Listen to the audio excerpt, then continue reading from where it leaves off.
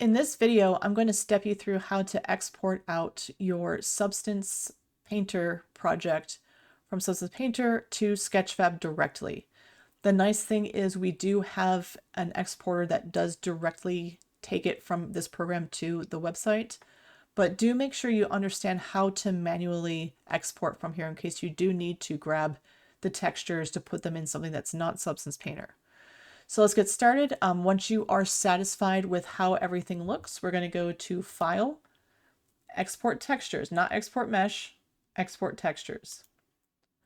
We're then going to go to the Output Template, and we are going to make sure that Sketchfab is chosen. It's all the way at the top. We're going to do Sketchfab.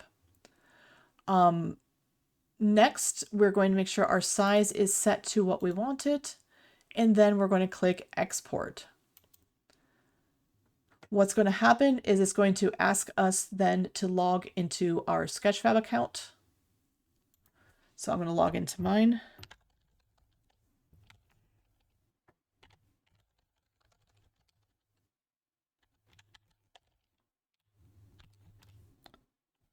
One moment. Oh, 1 second. There we go. And once you log in, make sure to give it a title.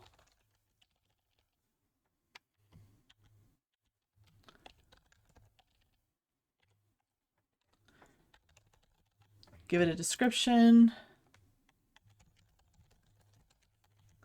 And any tags you want. You can always update these later.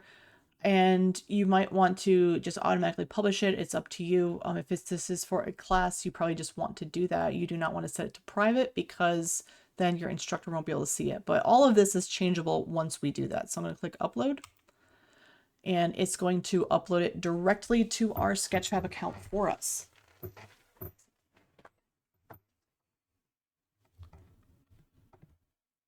And I'm going to pull the screen over and you can see it starting to load. It might take a few minutes for this to fully process.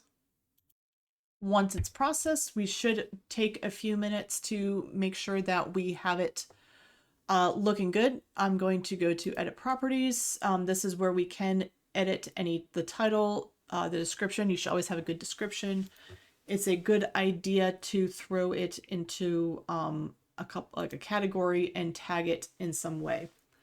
The other thing we do need to edit is our 3D settings. So it is,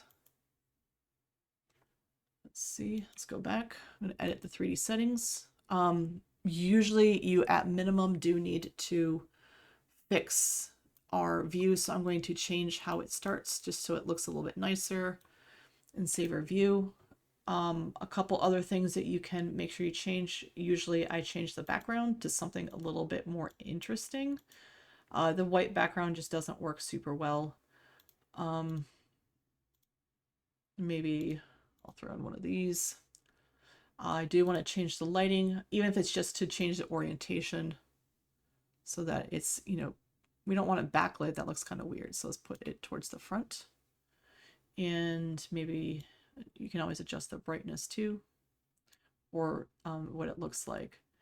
Maybe throw on a couple post-processing, like some SSAO is always nice. I usually do a little bit of vignette to kind of frame it. And there we go. There's a lot of other things that might work as well. The idea though is if you do some post-processing, please make sure that you are not overdoing it. We don't want the post-processing to overshadow the rest of it. So if you have too much bloom, people are going to be looking at the bloom rather than the object itself. There we go. Let's make sure this is good to submit for an assignment. I'm going to go to Edit Properties again. We do want to make sure that Allow Texture Inspection is turned on so that your instructors can see your textures. Most of your Sketchfab assignments, that's something that you 100% need to turn on. This could result in getting a 0 if you do turn it off.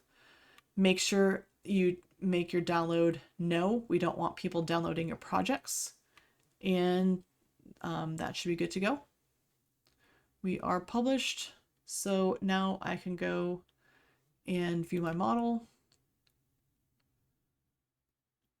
And now I can share it by grabbing the link and using that for whatever I need to do for sharing.